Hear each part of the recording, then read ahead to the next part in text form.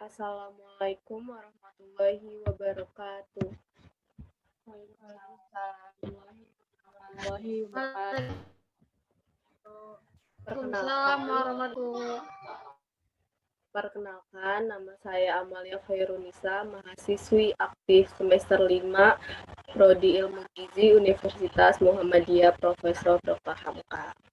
Di sini saya akan memberikan edukasi tentang obesitas yang dimana bertujuan untuk kakak-kakak di sini mengetahui apa sih tentang obesitas itu, terus penyebab terjadinya obesitas itu apa, diet untuk penderita obesitas, dan yang terakhir adalah pencegahan terjadinya obesitas.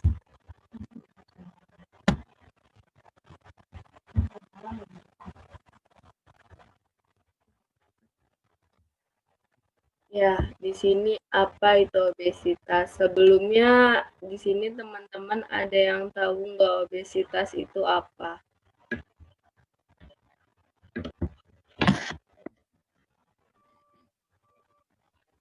Kelebihan berat badan. Ya, langsung dimulai aja. Pengertian obesitas. Obesitas adalah suatu keadaan yang melebihi dari berat badan relatif seseorang sebagai akibat penumpukan zat gizi terutama karbohidrat, protein, dan lemak. Kondisi tersebut disebabkan oleh ketidakseimbangan antara konsumsi energi dan kebutuhan energi, yaitu konsumsi makanan yang terlalu banyak dibandingkan dengan kebutuhan energi. Jadi maksud di sini itu obesitas itu penumpukan lemak yang berlebihan akibat ketidakseimbangan energi, di mana energi masuk atau energi intake tidak seimbang dengan energi yang dikeluarkan. Bagaimana sih caranya kita tahu kita itu obes atau tidak? Nah, caranya itu dapat dilakukan dengan cara menghitung indeks massa tubuh atau yang disebut dengan IMT. Nah, caranya itu berat badan dibagi tinggi badan per kuadrat. Setelah itu ada penyebab terjadinya obesitas. Di sini itu ada 3 faktor, yaitu faktor genetik, faktor lingkungan, dan faktor gaya hidup. Yang pertama, faktor genetik. Faktor genetik itu bila salah satu orang tua terkena obesitas, maka peluang anak untuk terkena obesitas sebesar 40-60%. Lalu, bila kedua orang tuanya terkena obesitas, maka peluang anak terkena obesitas sebesar 70%. Yang kedua, faktor lingkungan. Kurangnya aktivitas fisik merupakan salah satu penyebab utama dari meningkatnya angka kejadian obesitas. Dan yang terakhir, faktor gaya hidup. Faktor gaya hidup dalam pola makan berlebih, seringnya mengkonsumsi makanan yang berlebihan melebihi dari kebutuhannya. Contohnya konsumsi junk food itu sangat mempengaruhi pada obesitas. Habis itu ada diet untuk penderita obesitas.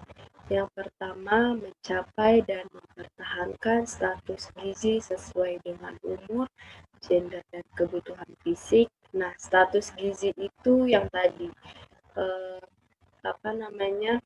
menghitung indeks massa tubuh. Yang kedua itu meningkatkan aktivitas fisik dengan 30 menit per harinya. Dan yang terakhir, membiasakan pola makan yang teratur dengan cara pola makan isi piringku. Ini contoh dari pola makan isi piringku, ada lauk pauk, buah-buahan, sayur-sayuran, makanan pokok.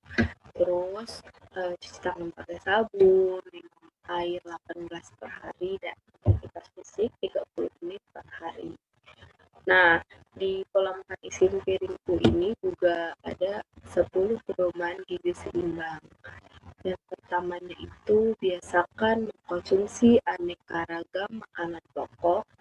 Yang kedua, batasi konsumsi pangan manis, asin, dan berlemak. Yang ketiga, lakukan aktivitas fisik yang cukup dan pertahankan berat badan ideal. Yang keempat, biasakan mengkonsumsi lauk pauk yang mengandung protein tinggi. Yang kelima, cuci tangan pakai sabun dengan air yang mengalir. Yang keenam, biasakan sarapan pagi. Yang ketujuh, biasakan minum air putih yang cukup dan aman. Yang kedelapan, banyak makan buah dan sayur. Yang kesembilan, biasakan membaca tabel pada kemasan pangan. Dan yang terakhir, syukuri dan nikmati aneka ragam makanan. Setelah itu ada tentang pencegahan terjadinya obesitas. Nah, pencegahan obesitas itu ada 3 cara, ada pencegahan secara primer, sekunder, dan tersier. Pencegahan primer itu dilakukan di lingkungan keluarga, sekolah, dan pusat kesehatan masyarakat. Contohnya itu kayak kita tuh bisa menghindari minuman manis, konsumsi jus dan susu yang berlebih, konsumsi susu lebih dari 400 sampai 720 ml per hari, dan makan bersama di meja makan dengan anggota keluarga lainnya sebanyak 3 kali per hari, dan televisi dimatikan selama proses makan bersama. Terus yang kedua itu pencegahan sekunder. Pencegahan sekunder meliputi pemantauan berat badan atau pemeriksaan lab secara rutin pada anak dan remaja. Pemantauan berat badan pada anak usia 0 sampai 5 tahun harus selalu dipantau, salah satunya dengan cara mengikuti kegiatan posyandu agar berat badan terpantau untuk selalu dalam keadaan normal. Yang terakhir ada pencegahan tersier. Pencegahan tersier yang bertujuan untuk mengurangi obesitas dan komplikasi penyakit seperti asupan makanan yang dilakukan dengan cara pengaturan diet, peningkatan aktivitas fisik, dan mengubah pola hidup atau modifikasi perilaku. Terima kasih. Teman-teman boleh dinyalain kameranya.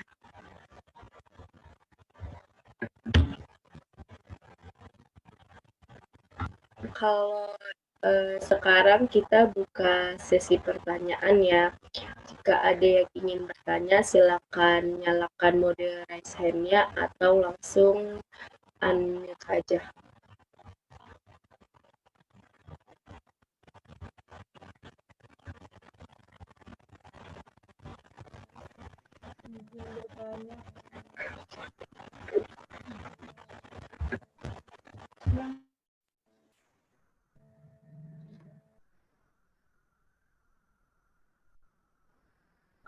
Apakah obesitas bisa dari keturunan? Itu bisa karena itu faktor dari genetik.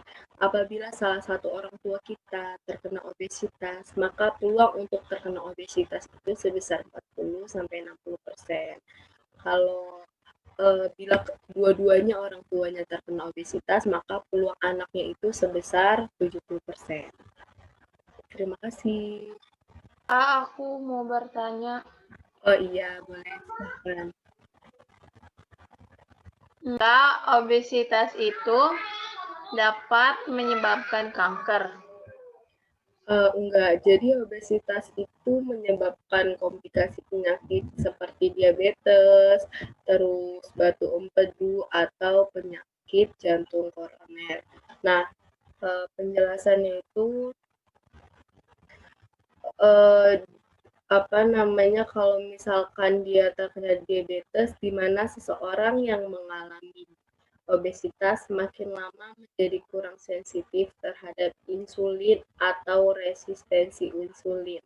Insulin itu adalah hormon yang dihasilkan yang berfungsi untuk menyerap gula atau glukosa dalam darah sehingga kadar gula darah tetap normal. Nah, yang menyebabkan PJK itu karena obesitas dapat membuat kadar kolesterol LDL dan trigliserida meningkat. Hal ini dapat mengakibatkan penyumbatan pembuluh darah, arteri jantung karena adanya endapan lemak dari obesitas tersebut. Dan yang menyebabkan batu puli itu, hal ini dapat menyebabkan orang yang terkena obesitas produksi kadar kolesterol yang tinggi, akibatnya empedu tidak mampu mencerna semua kolesterol. Terima kasih. Ada yang ditanyakan lagi? Saya izin bertanya. Iya. Mau nanya, dari faktor-faktor obesitas tuh ada nggak sih yang menyebabkan obesitas tuh faktornya apa aja gitu? Salah satunya itu ada efek samping pada obat-obatan. Jadi ada beberapa jenis obat-obatan yang dapat menyebabkan kenaikan berat badan. Itu contohnya ada obat antidepresan, obat antikonvulsan, obat diabetes, dan obat penghambat beta. Dan yang kedua itu kurang tidur. Nah, kurang tidur itu juga termasuk dari pengaruhnya obesitas. Perubahan hormon yang terjadi ketika kita kurang tidur dapat meningkatkan nafsu makan. Hal ini dapat mengaruh juga kepada obesitas. Dan yang terakhir, penambahan usia. Jadi makin tuanya usia kita, maka makin besar pula resiko bertambahnya berat badan. Hal ini dapat diakibatkan oleh metabolisme tubuh yang menurun dan massa otot yang berkurang. Terima kasih. Ada lagi yang mau ditanyakan? Kak, mau nanya, Kak. Oh iya, boleh. Kira-kira olahraga apa yang paling baik buat obesitas ya, Kak? Ya, jadi yang pertama itu jalan kaki ya. Jalan kaki itu di mana salah satu olahraga yang terbaik dan termudah yang tidak membutuhkan peralatan apapun. Jadi kita bisa lakukan di mana saja. Yang kedua itu bersepeda, di mana jenis olahraga yang cocok banget nih bagi mereka yang terkena obesitas. Jadi ketika dia terkena obesitas dan ingin membakar kalori dengan dampak yang minim pada persendian. Dan yang terakhir itu jogging. Jogging itu juga adalah salah satu aktivitas aerobik yang tidak hanya baik bagi seseorang yang mengalami obesitas, namun juga mampu menurunkan resiko penyakit kardiovaskuler serta krusial untuk kesehatan secara umum. Masihkah ada pertanyaan?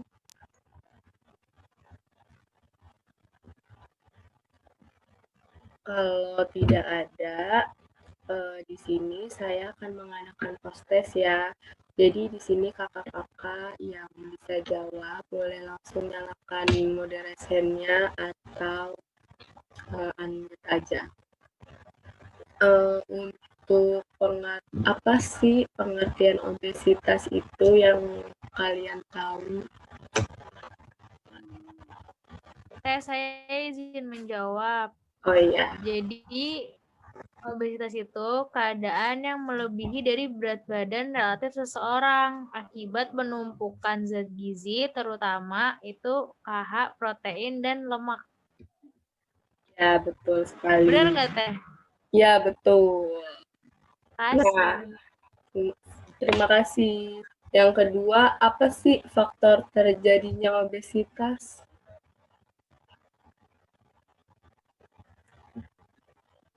Saya izin berjawab, Teh.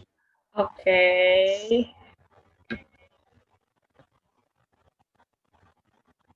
Biasanya karena faktor genetik pada orang tua, faktor gaya hidup dan pola makan yang berlebihan, dan faktor Ya, lingkungan aktivitas fisik yang kurang. ya betul. Terima kasih. Nah, yang ketiga itu diet untuk penderita obesitas itu apa?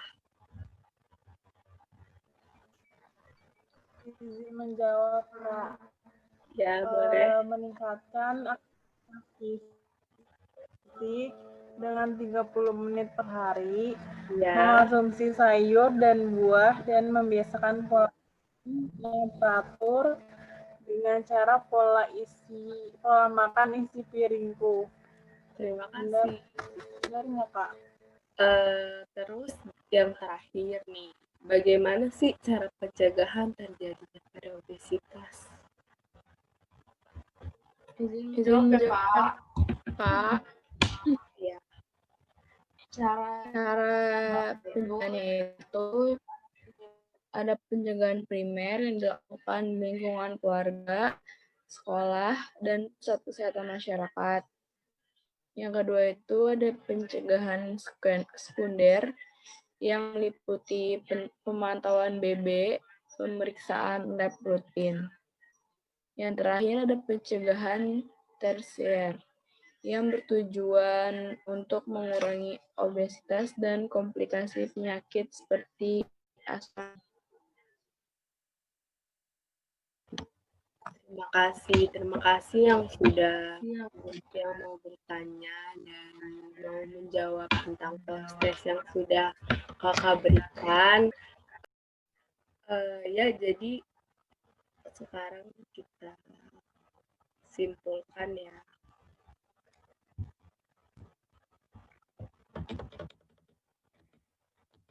Obesitas adalah suatu keadaan yang melebihi dari berat badan relatif seseorang sebagai akibat penumpukan zat gizi, terutama karbohidrat, protein, dan lemak. Dan cara kita mengetahui obesitas itu dengan cara menghitung indeks massa tubuh atau IMT, berat badan per tinggi badan per kuadrat. Nah, tadi faktor terjadinya obesitas itu ada faktor genetik, kurangnya aktivitas fisik, dan faktor gaya hidup. Dietnya itu kita harus meningkatkan aktivitas fisik dengan 30 menit per hari, membiasakan pola makan yang teratur dengan cara pola makan isi piringku, dan pencegahannya itu pencegahan primer, ada pencegahan sekunder, dan pencegahan tersier. Pencegahan primer itu dilakukan di lingkungan keluarga, lingkungan sekolah, dan pusat kesehatan masyarakat. Pencegahan sekunder itu meliputi pemantauan berat badan, dan terakhir itu pencegahan tersier yang bertujuan untuk mengurangi obesitas dan komplikasi penyakit seperti asupan makanan. Ya.